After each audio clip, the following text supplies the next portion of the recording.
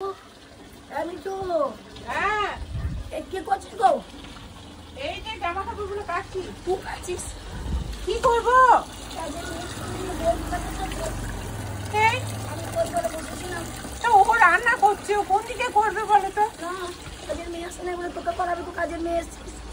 না, না, আমি করে নিলাম। তুই ঘরে করিস না, আর এইখানে করছিস?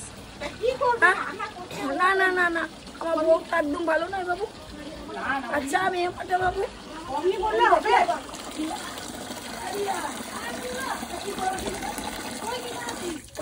আরে আমি কেন করাবো? দিদি তো নিজেই বললো যে দে তোর কাজের মেয়ে আসে না, আমি একটু করে দিই। হ্যাঁ, আমি কেন করবো? আমি বললাম গো।